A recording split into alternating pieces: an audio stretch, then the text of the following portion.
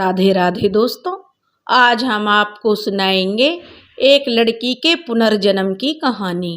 अगर आप हमारे चैनल पर नए हैं तो प्लीज़ हमारे चैनल को सब्सक्राइब करें, वीडियो को लाइक करें और शेयर करें। शंकर अपने बरामदे में खाट बिछाकर बैठा हुआ था। साथ में उसका दोस्त भीष्म भी उसे बार बार सांत्वना दे रहा था, क्योंकि बरामदे के अंदर कमरे में से औरतों का आना जाना बराबर लगा हुआ था।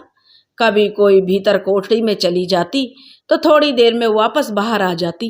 सभी औरतें आपस में धीरे धीरे ना जाने क्या बतियाती, और शंकर के कान उनकी बातें सुनने के लिए लगे हुए थे, क्योंकि शंकर की जो पत्नी लीला थी वह प्रसव वेदना से छटपटा रही थी और शंकर बड़ा ही जो परेशान नजर आ रहा था। भीष्म उसे तसल्ली दे रहा था और कह रहा था, सब्र कर मेरे यार, सब ठीक होगा। तभी एक बहुत ही बुजुर्ग महिला बाहर आई। वह इतनी बूढ़ी थी कि कमर झुकाकर भी बिना डंडे के सहारे खड़ी नहीं हो सकती थी। उसके सिर के बाल सारे सफ़ेद हो चुके थे। उसकी उम्र कम से कम 80-90 बरस की रही होगी। उन्हें देखते ही शंकर खड़ा हो गया और बूढ़ी माँ की तरफ देखकर बोला, काकी मेरी लीला। उसकी बात बीच में काटकर ही धनिया काकी बोली, घबरा मत रे, कुछ नहीं होगा बहुरिया को। डॉक्टरनी को मेरा बोलना अच्छा नहीं लग रहा था तो मुझे बाहर भेज दिया, सब ठीक हो जाएगा, सब्र कर। और उसकी बात को बीच में छोड़कर जो वहीं खाट पर धनिया काकी बैठ गई। शंकर चुपचाप वहीं धरती पर बैठ गया। तभी अंदर से नवजात शिशु के रोने की आवाज ने मानो शंकर के कानों में मिश्री सी घोल दी। खुशी के मारे वह उछल ही पड़ा। बरामदे में बैठी सभी महिलाएं एकाएक उत्साहित हो उठी। आज शंकर की शादी के 7 वर्षों के बाद इस घर में बच्चे की किलकारी गूंजी थी। बाहर आती हुई महिला डॉक्टर बोली, बधाई हो शंकर जी, बेटी हुई है। तब शंकर ने कहा, डॉक्टर साहब मेरी पत्नी कैसी है? डॉक्टर हंसते हुए कहने लगी, माँ बेटी दोनों स्वस्थ हैं, अब आप उनसे मिल सकते हो। अरे वो जब ही धनिया काकी बोली, अरे गजब ढा रही हो डॉक्टरनी साहिबा, अभी सोबर में कोई मर्द कैसे जा सकता है? हमारे यहाँ यह सब शहर के चोचले नहीं चलेंगे। और अच्छा ठीक है, डॉक्टरनी साहिबा बोली, माताजी अब मेरा तो काम खत्म हो गया, अब आप ही करिए देखभाल अपने रीति रिवाज के मुताबिक। बस मैं जो दवाएं बता रही हूँ वह समय से देते रहना और माँ को स्वास्थ्यवर्धक खाना खिलाना। और डॉक्टर मुस्कुराते हुए कहकर शंकर को कुछ निर्देश देकर चली गई। अब शंकर का सालों से सूना पड़ा आंगन बेटी की किलकारियों से चहक उठा। पति पत्नी का पूरा दिन नन्ही सी जान की देखभाल में कैसे बीत जाता पता ही नहीं चलता था।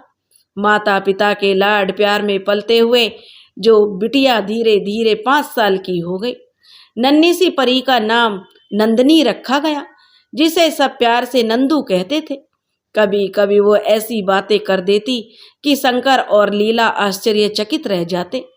कभी कभी वह बड़ों की तरह समझदारी भरी बातें करती तो वो लोग सोचते ऐसी बातें कहाँ से सीखी।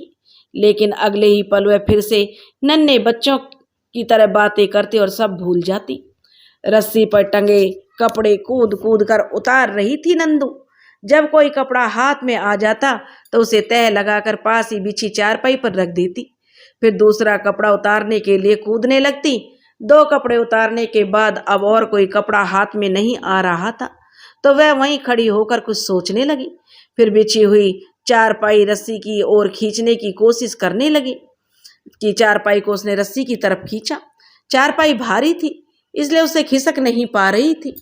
लीलावती बड़ी देर से अपनी बिटिया को यह करते हुए बड़ी ही उत्सुकता से उसे बड़े प्यार से देख रही थी कि आखिर बच्ची करना क्या चाह रही है। जब नंदू से चारपाई नहीं खिसक रही थी तो लीला बोल ही पड़ी, क्या कर रही है मेरी गुड़िया? माँ का हाथ बटाने लगी अभी से। तभी नंदू बोली, माँ तुम्हें कैसे पता कि मेरा नाम गुड्डो है? कहते हुए नंदू चारपाई छोड़कर खड़ी हो गई। तभी लीलावती बोली, अरे अपनी लाडो का नाम मुझे नहीं पता होगा तो किसे पता होगा? उसने तो लाड जताते हुए उसे गोद में उठा लिया और कपड़े उतारने लगी। तभी नंदू बोली, पर माँ ये तो मेरा पुराना नाम है ना, तुम लोग तो मुझे नंदू कहते हो ना। तो वह कहने लगी, उसकी माँ पुराना ही सही, है तो मेरी गुड्डो का ही नाम, फिर सवाल क्यों कर रही है नंदू बिटिया। कहते हुए लीलावती ने उसे चारपाई पर बिठा दिया और खुद भी बैठकर कपड़ों की तह लगाने लगी। वह परेशान सी दिखाई देने लगी कि उसकी लाडली बेटी को जो अब क्या हो गया है, यह ऐसी बहकी सी बातें क्यों करने लगी है। पर वह उसके सामने कुछ नहीं बोली। नंदू भी उसके चेहरे की ओर देखते हुए न जाने क्या सोचकर चुप हो गई और अगले पल जाकर बच्चों के साथ खेलने लगी। शाम को शंकर घर आया। दोनों आंगन में बिछी चारपाई पर बैठकर पति पत्नी बातें करने लगे। लीलावती ने सोचा कि वह नंदू की बात उसे बताकर उससे पूछे कि आखिर ये ऐसी बातें क्यों करती है, किसी डॉक्टर को दिखाएं। पर वह कुछ बोलती इससे पहले ही शंकर बोल पड़ा। लीला, बाजरे की रखवाली के लिए मुझे अब रात को खेत में ही सोना पड़ेगा। नील गायों का झुंड पास के गांव तक आ गया है। तभी नंदू बोली, बाबा मैं भी चलूंगी खेत में सोने। और वह कहने लगा, अरे नहीं बिटिया, तू कैसे सोएगी वहां, रात को दूर दूर तक कोई नहीं होता, अंधेरे में बिटिया डर लगेगा। तब वह बोली, नंदू नहीं नहीं बाबा, मैं सोऊंगी मचान पर, मुझे डर नहीं लगता, मुझे तो मचान पर बड़ा अच्छा लगता है। कहते हुए नंदू शंकर की गोद में मचलने लगी। तभी शंकर बोला, क्या मचान पर? और दोनों पत्नी पत्नी दोनों ही चौंक गए। लीलावती ने नंदू के कंधे पकड़ते हुए पूछ लिया, नंदू तू कब सोई मचान पर? शंकर भी बोला, हाँ बिटिया, तुम कब सोई मचान पर, बताओ। तो नंदू बोली, मैं नहीं, मैं तो ऐसे ही कह रही हूँ। नंदू कुछ खोई खोई सी हुई बोली। कभी भी कुछ भी बोलती रहती है ये लड़की। लीलावती बड़बड़ाती हुई रसोई घर में चली गई और शंकर नंदू के साथ खेलने में व्यस्त हो गया। तभी भीष्म नंदू के घर आया और बोला, शंकर भैया राम राम, क्या कर रहे हो? तब शंकर बोला, राम राम भीष्म, आओ बैठो, आज हमारे घर का रास्ता कैसे भूल गए? और शंकर से जो भीष्म कहने लगा, पता है शंकर भैया, पास के गांव में सर्कस आया है, मैं कह रहा था कि चलो ना बच्चों को दिखा लाएं। तब शंकर जो सर्कस देखने के लिए तैयार हो गया।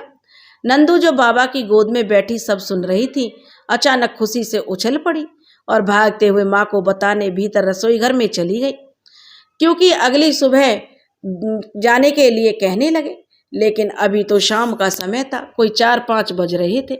सब लोग सर्कस देखने के लिए तैयार हो गए और उधर भीष्म भी अपनी पत्नी और बच्चों को लेकर बतियाते हंसी ठिठोली करते सर्कस देखने के लिए पास वाले गांव की ओर चल दिए।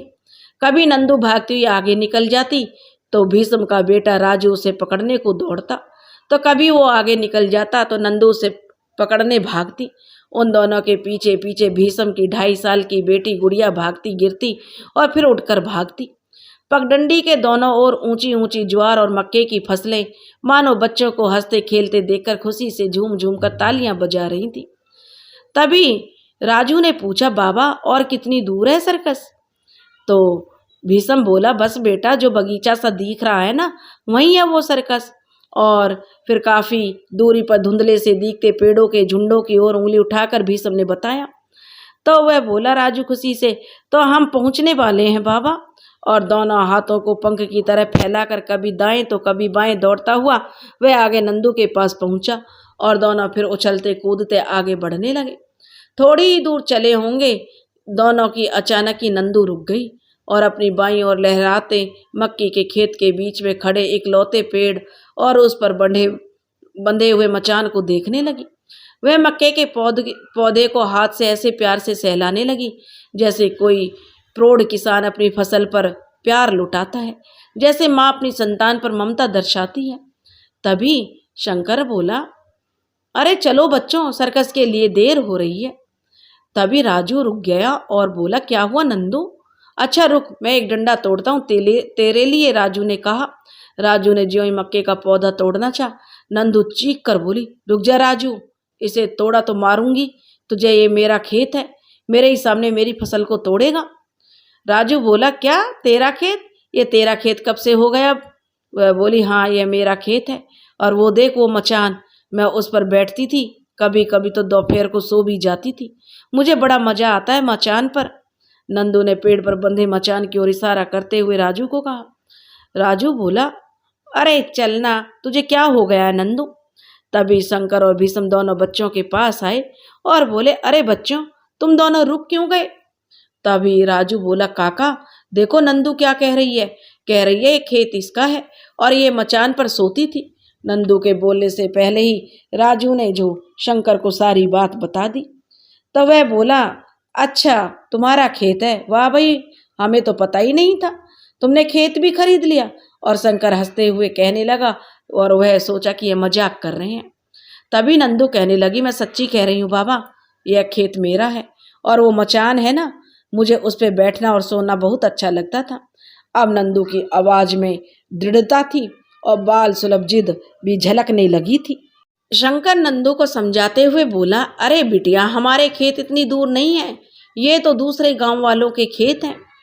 तभी नंदू कहने लगी, हाँ बाबा, मैं भी तो कह रही हूँ, ये रायपुर के खेत हैं। तभी शंकर बोला, अरे ये क्या कह रही है गुड्डो, हमारी तो कुछ समझ में नहीं आ रहा। अब लीलावती भी परेशान होते हुए बोली और नंदू को जो प्यार करके बोली, गुड्डो क्यों करती हो ऐसा। तब वह बोली, कभी कभी तो गुड्डो बुलाया करती थी ना, और गुड्डो माँ फिर कहो ना गुड्डो, नंदू कहने लगी, क्योंकि गुड्डो नाम उसे बहुत ही आनंदित कर रहा था और वह कह रही थी, माँ मुझे गुड्डो ही बोलो। आज पहली बार थोड़ी ना गुड्डो कहा है, लीलावती बोली, पहले भी तो तू कभी इतनी खुश नहीं हुई। तब नंदू बोली, माँ पहले भी मुझे ये नाम बड़ा अच्छा लगता था, पर तब कुछ साफ नहीं हो पा रहा था। अब तो पता चल गया ना कि गुड्डो तो मेरा पहले का नाम है, मेरी पहले वाली माँ भी मुझे गुड्डो बुलाती थी। और नंदू खुश होकर कहने लगी, तो लीलावती कहने लगी, पहली वाली माँ, पहले का नाम, ये सब तू क्या बोले जा रही है बिटिया। तब लीलावती बोली, सुनो जी, देखो ना, अब आप ही समझाओ नंदू को। इसके चेहरे पर परेशानी के भाव थे कि अपनी इकलौती लाडली बेटी को चुपचाप देखते शंकर की ओर मुड़कर लीलावती कहने लगी, समझाओ ना इसे, देखो आपकी लाडली क्या क्या कह रही है। तब नंदू कहने लगी, बाबा मैं सच्ची कह रही हूँ, वो देखो मचान, आपको पता है मैं कभी कभी दोपहर को उस पर सोया करती थी, जो ठंडी ठंडी हवा चलती थी और तो मुझे बड़ा मजा आता था। तभी शंकर के साथ भीष्म बोला, अरे क्या हुआ, क्या बात हो गई। भीष्म की पत्नी बोली, क्या कह रही हो बिटिया, कोई सपना वपना देखी थी क्या। तभी नंदू जो थोड़ी सी गुस्सा होते हुए बोली, नहीं काकी, मैंने कोई सपना नहीं देखा, सच्ची में ये मेरा खेत है। शंकर और लीलावती के चेहरे से परेशानी के भाव झलक रहे थे। उन्हें समझ में नहीं आ रहा था कि क्या करें क्या कहें। उनकी बेटी ऐसी बातें क्यों कर रही है, कहीं इसे कोई आत्मा तो नहीं चिपट गई, कोई हवा ववा तो नहीं लग गई। सोचते ही लीलावती की चीख निकल गई और शंकर बोला, क्या हुआ लीला।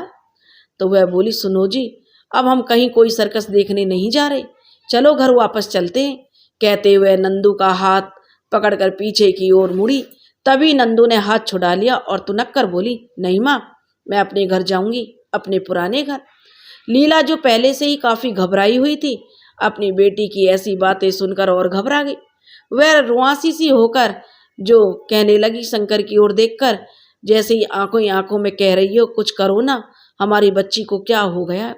शंकर भी लीला की मनोदशा समझ रहा था, पर अभी वो बेबस था, उसे समझ नहीं आ रहा था कि क्या करे।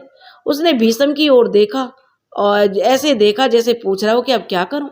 भीष्म समझ गया, वह बोला, नंदू बेटा, तुम्हारा पुराना घर कौन सा है, तुम्हारे बाबा का एक ही घर है, कोई पुराना घर तो है ही नहीं। नंदू बोली, काका मैं बाबा की बात नहीं कर रही, मैं अपने पुराने घर की बात कर रही हूँ, वो यहीं रायपुर गांव में है, आप लोगों को नहीं पता, चलो मैं दिखाती हूँ अपना पुराना घर। कहती हुई नंदू शंकर का हाथ पकड़कर खींचने लगी।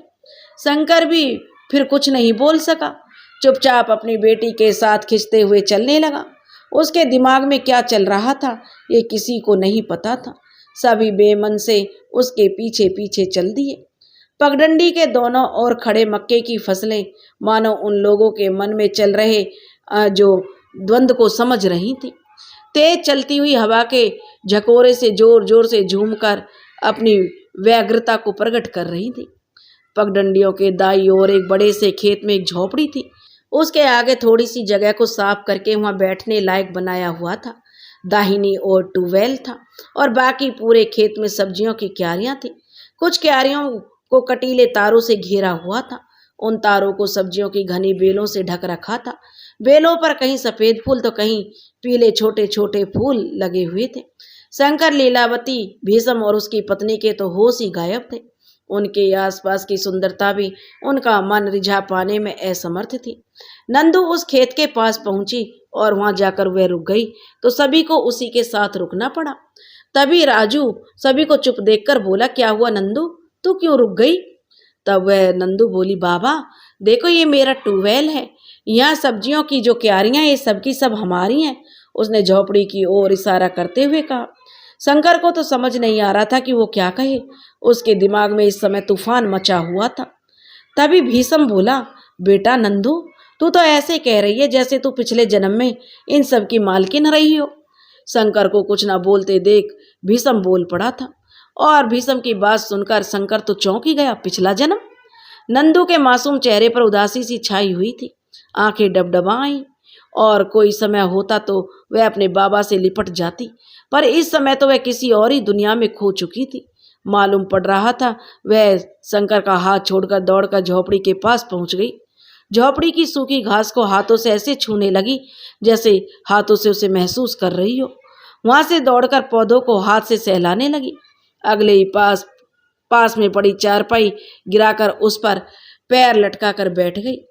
उसकी पार्टी को ऐसे सहलाकर महसूस करने लगी जैसे उसकी छुअन से उसकी मौजूदगी को महसूस करने की कोशिश कर रही हो। शंकर और उसके साथी सभी पगडंडी पर मूक अवस्था में खड़े उसे देख रहे थे, पर राजू दौड़कर उसके पास आकर चारपाई पर बैठ गया। तभी जो वह बोली, है ना राजू, यह जगह बहुत सुंदर है ना? और भी वह बोला, हाँ, पर तू ऐसे जमकर बैठ गई है जैसे यह सब तेरा ही है। राजू ऐसे बोला जैसे उसे नसीहत दे रहा हो, और किसी और की चीजों पर इतना हक नहीं जताते नंदू। चल तुझे अपना घर दिखाऊंगी, नंदू कहने लगी। कहते हुए वह उठकर अपने माँ बाबा के पास आ गई। अब वापस चले बिटिया? भीष्म बोला, तुमने तो सब देख लिया ना? तब नंदू बोली, नहीं काका, मुझे मेरे घर भी जाना है। कहती हुई वह अपने दोनों नन्हे हाथों से शंकर का हाथ पकड़कर खींचती हुई आगे चल पड़ी। शंकर को तो ऐसा महसूस हो रहा था मानो उसके शरीर की सारी ऊर्जा ही समाप्त हो चुकी है। वह तो उस छोटी सी बच्ची के खींचे जाने से उधर ही चलता जा रहा था जिधर वो लेकर जा रही थी। पगडंडी के दाईं ओर मुड़कर थोड़ी चौड़ी सी हो गई थी और थोड़ी दूर जाकर फिर से वह बाईं ओर मुड़ गई और सामने ही कुछ 150-200 मीटर की दूरी पर एक गांव दिखाई दे रहा था। शंकर और लीलावती के हृदय में तो तूफान मचा हुआ था, कहीं उसके मन का डर सच ना हो जाए। उसका दिल इतनी जोर से धड़क रहा था मानो ठोकरें मार मार कर बाहर निकल आएगा। नंदू गांव के बाहर खड़ी हो गई, फिर उसने झुककर धरती से हाथ लगाकर उसे माथे से लगाया, फिर गांव के भीतर प्रवेश किया।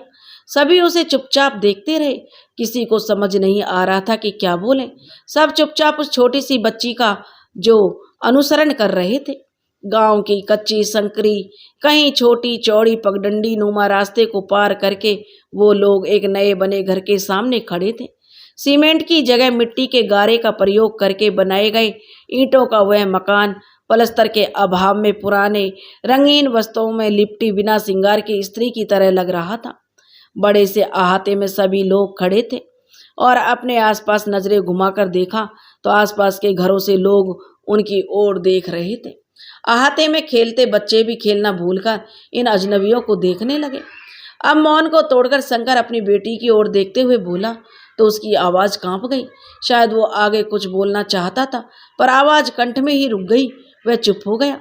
तभी नंदू बोली, बाबा यहीं पर था मेरा घर, कच्चा था पर यह तो पक्का मकान है। नंदू की आंखों में आंसू लुढ़क कर गालों पर आ गए। उसके आंसू देख लीलावती के दिल को मानो किसी ने मुट्ठी में पकड़कर जोर से भींच दिया हो। उसने झट से घुटनों पर बैठकर उसे बाहों में भर लिया। शंकर उसके सिर पर हाथ फेरते हुए बोला, रो मत नंदू, अब तेरी जिद से हम यहाँ तक तुझे ले आए तो वो सब ढूंढकर और सच जानकर ही जाएंगे जो झूठ ढूंढने तू यहाँ तक आई है। तभी लीला बोली, ये क्या कह रही हो जी? अब जब वो घर ही नहीं है तो यहाँ तो घर ही बदला है, तो इंसान भी तो बदल गए होंगे, वो कहाँ होंगे? तभी शंकर बोला, देखो लीला, घर बदला है, इंसान तो वही होंगे ना। पैसा हो तो पुराने मकान को तोड़कर नए घर भी बनाए जा सकते हैं। यहाँ भी ऐसा हो सकता है कि ऐसा ही कुछ हुआ हो। शंकर लीलावती की बात को बीच में काट कर बोला था और उसे समझा रहा था। तभी वह बोला, हाँ यह भी हो सकता है, हमारी नंदू को ऐसे ही कोई सपना आया हो और इसे ही सच मान बैठी हो, जबकि असलियत में यहाँ ऐसा कुछ नहीं है।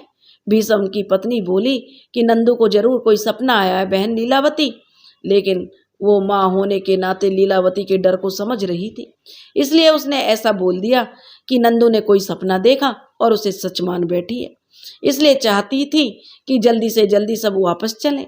तभी नंदू जो लीला से अलग हो गई और एक अधेड़ उम्र के व्यक्ति को देखकर उसकी ओर संकेत करके शंकर से बोली, बाबा वो दीनदयाल भैया हैं, उनसे पूछो कि ये सब कहाँ है।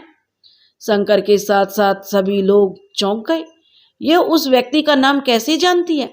एक पल के लिए कुछ सोचकर शंकर ने आवाज दी, दीनदयाल जी। वह व्यक्ति जो शायद इन अजनबियों के बारे में ही एक महिला से कुछ बात कर रहा था, एकदम से अपना नाम सुनकर चौंक उठा और तुरंत उनकी ओर आने लगा। बोला, जी नमस्कार, लेकिन मैंने आप लोगों को पहचाना नहीं। दीनदयाल ने हाथ जोड़कर बड़ी शालीनता से भीष्म और शंकर से बोला। तो वो कहने लगे, शंकर बोला, भैया जी दरअसल हम जानना चाहते हैं, यहाँ पर पहले कोई कच्चा घर हुआ करता था, हम उस घर के मालिक को ढूंढ रहे हैं, क्या आप बता सकते हैं वो कहाँ मिलेंगे? तभी वो बोले, दीनदयाल, हरिओम दुबे नाम है उनका, पर वो अब नहीं है, अब उनके बड़े बेटे का नाम हरि प्रताप है। बाबा की बात पूरी होते ही नंदू बोल पड़ी। वह व्यक्ति आश्चर्यचकित होकर उस नन्ही सी बच्ची को ऐसे देखने लगा जैसे वह कोई अजूबा हो। इस नन्ही सी बच्ची को यह सब कैसे पता? उसके मुंह से अचानक ही निकल गया। वो सब छोड़िए भाई साहब, शंकर ने कहा, आप हमें उनके विषय में बता सकते हैं? तो दीनदयाल जी बोले, हाँ हाँ, ये कोठी उन्हीं की तो है जिसके सामने आप खड़े हैं। आप लोग कहाँ से आए हैं? पहले तो कभी नहीं देखा आपको यहाँ। तब वह बोले, जी हम पास के गांव से आए हैं भैया, आपके गांव के बाहर सर्कस लगा है तो वहीं आए थे, लेकिन कुछ काम आ पड़ा तो यहाँ आना पड़ा, पर यहाँ कोई दिखाई नहीं दे रहा। शंकर ने बात को जो घुमा फिरा कर बोला। तभी दीनदयाल जी बोले, अभी बुलाते हैं, और उस घर का गेट खटखटाया। हरि प्रताप को आवाज लगाई। कुछ ही देर में एक 20-25 वर्ष का युवक था जो उसने गेट खोला। नंदू उसे बड़े ध्यान से देख रही थी, मानो पहचानने की कोशिश कर रही हो। दीनदयाल ने उसे उन लोगों के बारे में बताया और वहां से चला गया। तो वह कहने लगा, जी कहिए भाई साहब, माफ करिए, पहले तो मैं आप लोगों को नहीं जानता, लेकिन हो सकता है माँ बाबा से आपकी पहचान रही हो, पर अब उन दोनों में से कोई नहीं है। फिर भी आप कहें, हमारे लायक जो सेवा होगी जरूर करेंगे, उस युवक ने शंकर और भीष्म से कहा।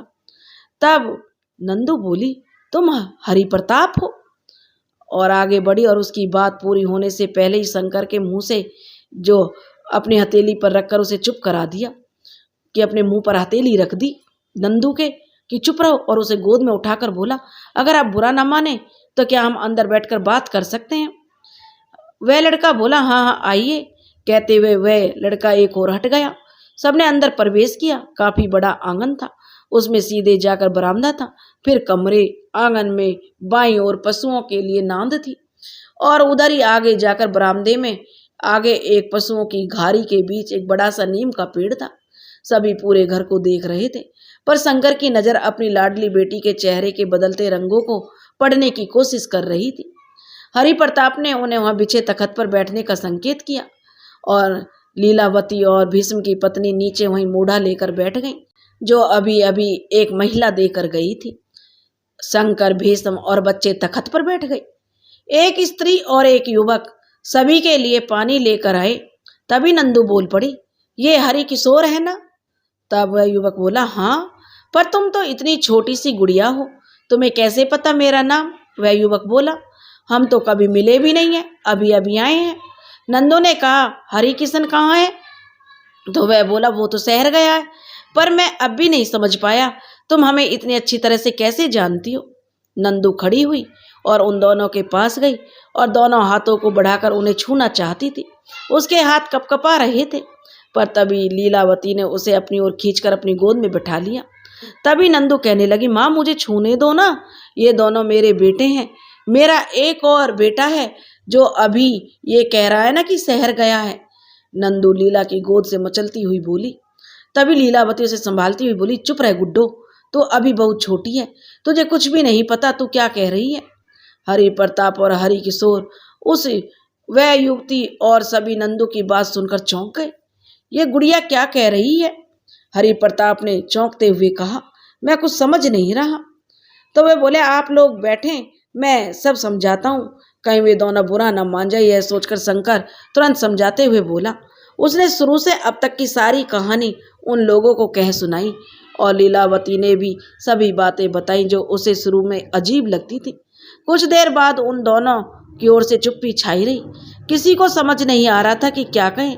तभी नंदू बोल उठी, क्या हुआ, तुम लोग चुप क्यों हो? तुम लोगों को मेरी बात का विश्वास नहीं हो रहा?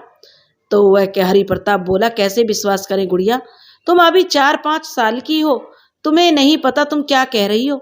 ऐसा होता है कहीं भला? तो वह कहने लगी, अच्छा, मैं इस औरत को नहीं जानती। वह पास खड़ी उस युवती की ओर इशारा करके बोली जो उनके लिए पानी लेकर आई थी, क्योंकि ये तब यहाँ नहीं थी और न ही इस गांव की है, पर मैं तुम दोनों को जानती हूँ। तुम हरि प्रताप मेरे बड़े बेटे, ये हरि किशोर मेरा मझला बेटा और हरि किशन छोटा बेटा, और तुम बिल्कुल अपने बाबा की तरह दिखते हो। मैंने अभी दीनदयाल भैया को भी पहचाना। क्या अब भी तुम लोग नहीं मानोगे कि मैं ही तुम्हारी माँ हूँ? कहती हुई नंदिता रोने पर लगी।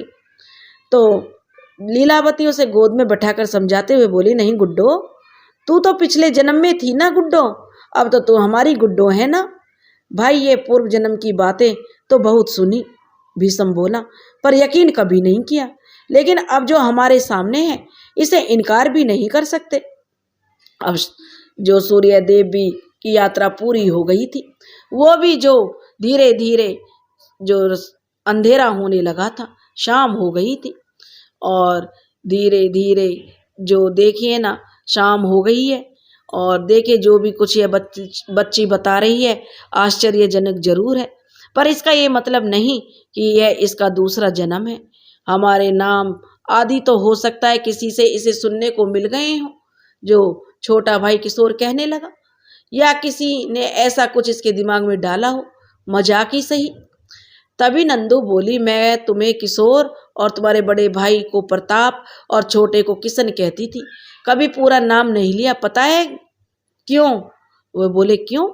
क्योंकि तुम लोगों का और तुम्हारे बाबा का पहला नाम एक ही है, इसलिए मैं तो तुम लोगों का ये नाम रखना भी नहीं चाहती थी, पर तुम्हारे बाबा और दादी ने मेरी नहीं चलने दी थी। अरे हाँ, एक और बात, तुम लोगों को मेरे जेवर मिले? प्रताप बोला, कौन से जेवर? तभी वह बोली, मेरे जेवर, अरे आधा किलो चांदी की पाजेब, कमरबंद और चाबी का गुच्छा और 20 तोला सोने के जेवर हैं। सुनते ही सभी की आंखें चौड़ी हो गई कि यह क्या कह रही हो गुड़िया, कहाँ रखे थे? हम तो कोई जेवर नहीं मिले। मौसी ने बताया था कि माँ पे बहुत से जेवर थे, घर में ढूंढा भी, हमने बहुत ढूंढा पर कहीं नहीं मिले। फिर जब घर बनवाना हुआ तब पूरा घर बड़े ध्यान से तोड़ा। प्रताप के चेहरे से मायूसी लटक साफ झलक रही थी और बोल रहा था कि शायद कहीं मिल जाए, पर तब भी नहीं मिले। शाम हो चुकी थी और प्रताप, नंदू बोली, तुम्हारे बाबा के जाने के बाद तुम्हारे चाचा चाची की नज़र मेरे जेवरों पर थी। एक दिन ट्यूबवेल पर झोपड़ी में तुम्हारे चाचा चाची बातें कर रहे थे कि चाची के मायके से उसके भाई को बुलाकर घर में चोरी करवा देंगे। जब मेरा और तुम्हारी चाची दोनों के ही जेवर चोरी होंगे तो उन पर किसी को शक भी नहीं होगा। और मैंने उनकी बातें सुनकर चुपचाप घर आ गई। जब तुम्हारी चाची चाचा के साथ मायके गई, मैंने तभी अपने जेवर छप्पर में धरती खोदकर गाड़ दिए थे। वहाँ तो किसी को शक भी नहीं होता। बाद में घर में चोरी भी हुई, मेरे जेवर बच गए और तुम्हारे चाचा चाची पूछ भी नहीं पाए कि मेरे जेवर कहाँ हैं। यह सारी बातें बताते हुए नंदू के चेहरे पर विजयी भाव की जो महसूस कर रही थी, तो वह कहने लगे कि जो लड़का था कि तो क्या अब भी तुम बता सकती हो कि वो जेवर कहाँ है? किशोर ने बोला, जैसे उसकी बातों पर उसे विश्वास अब हो चुका था। बाकी सब तो उसकी बातें बड़े मंत्र मुग्ध होकर नन्ही सी नंदू के मुंह से आप बीती सुन रहे थे। जैसे यह कोई काल्पनिक कहानी सुना रही हो। तभी नंदू बोली, हाँ वो झोपड़ी थी ना यहाँ पर, उस झोपड़ी के अंदर जो दाईं ओर की दीवार का कोना था वहीं गाढ़ा था और उसके ऊपर मिट्टी का चूल्हा रख दिया था। उस चूल्हे पर मिट्टी के मटके रखे रहते थे। उसने तखत के पीछे की ओर इशारा करते हुए नंदू ने बताया। तो रात का अंधेरा अब चारों ओर हो चुका था। सभी के घरों को देहरियों पर दिए टिमटिमाने लगे थे और नंदू ने भी प्रताप और किशोर के मन में आशा का दीप जला दिया था। उन दोनों ने आग्रह पूर्वक सभी को रात को वहीं रुकने के लिए मना लिया। नंदू के पुनर्जन्म की बातें लोगों में जंगल के आग की तरह फैली। इससे पहले कि वे लोग जेवर खोज लेना चाहते थे, सभी ने आपस में विचार विमर्श करके रात को नंदू की बताई जगह पर खोदकर जेवर ढूंढने का फैसला किया। खाना खाकर तीनों बच्चे सो चुके थे। चारों ओर सन्नाटा बिखरा था। चंद्रमा की दूधिया रोशनी आंगन को रोशन कर रही थी। लालटेन जलाने की भी आवश्यकता नहीं थी। हरि प्रताप और हरि किशोर ने अनुमान से उस जगह को कुदाल से खोदना शुरू किया। भीष्म और शंकर भी वहीं खड़े थे ताकि कोई थक जाए तो उसकी मदद कर सकें। 2-3 जगह पर खोदने के बाद भी कुछ नहीं मिला तो वे थोड़ा निराश हो गए। तब शंकर बोला, नया घर बनवाने के बाद कितनी ऊंचाई तक पटाव किया?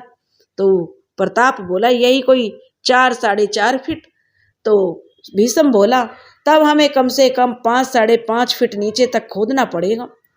तो वे शंकर ने कहा, हाँ ये सही कह रहा है, क्योंकि उस समय भी गहने कम से कम 1-1.5 फीट के नीचे तो गाड़े गए होंगे। दोनों भाई उनकी बात से सहमत हो गए। इस बार शंकर और भीष्म ने प्रताप के अनुसार सबसे अधिक संभावित जगह पर खोदना शुरू किया। इनके थकने पर प्रताप और किशोर खोदते, उनके थकने पर ये दोनों खोदते। आंगन में मिट्टी का बहुत ऊंचा ढेर लग चुका था। खड्डा खोदते हुए उन लोगों को 2-2.5 घंटे बीत चुके थे। खड्डे काफी गहरे हो चुके थे। इतने में शंकर अपनी ऊंचाई के बराबर खड्डा खोद चुका था। अचानक उसकी कुदाल से खन्न की आवाज आई। सभी की सांसें एक पल को रुक गई। क्या हुआ भैया? ये आवाज किस चीज की है? प्रताप की आवाज में जो बेचैनी साफ झलक रही थी। शंकर बोला, शायद कुछ है, लालटेन लाओ जरा।